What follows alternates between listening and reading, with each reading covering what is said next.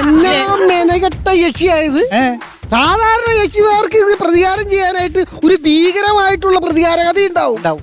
ഇത് ഇപ്പോഴും ഇച്ചിച്ചി കേസിൽ പിടിച്ച് കിടക്കല്ലേ. നാളുണ്ടാടി നിനക്ക് യക്ഷി എന്ന് പറഞ്ഞു കിടക്കാൻ. അല്ലേ പിന്നെ പറയണ്ടേ നമ്മള്? പിന്നെ പറയണം. അല്ല നല്ല എക്കളുണ്ടല്ലോ, നീ ഇത്തിരി വെള്ളം കുടിക്ക്. വെള്ളം കുടിയാ ഞാനല്ലെന്ന് ആ പെണ്ണുമുള്ള മോങ്ങണതാണ്.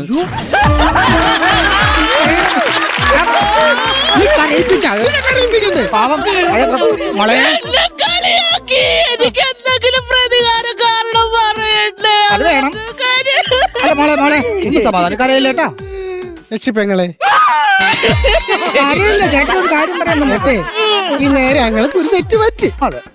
ഞങ്ങള് ക്ഷമി. ഇനിയിപ്പൊ പറയായിരുന്നുണ്ടെങ്കിൽ മോൾ എന്തെങ്കിലും കഴിച്ചായിരുന്നു? എങ്ങനെ കഴിക്കാനാണ്? എടുത്തു വെച്ചപ്പോഴല്ലേ ഇവിടെ എൻട്രി മ്യൂസിക് കേട്ടത്. അപ്പൊ ഞാൻ കഴിക്കാതെ പാടില്ല. വിഷമിക്കണ്ട, ഇതെന്ന് എന്തെങ്കിലും കഴിക്ക്.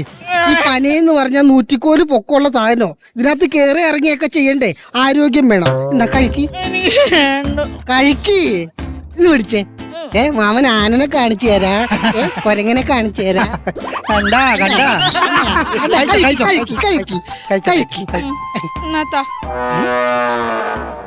ആണ്ട്ര അതേ സോഡാ കുപ്പി ഗ്ലാസ് ഒക്കെ വിൽക്കുന്നു. അന്യായ പ്രായമുള്ള യക്ഷിയാണ് കേട്ടാ. അയ്യോ കൽക്കട്ട എടുത്ത് മാറ്റേ, എനിക്ക് ഭീകര ഷുഗറാണ്.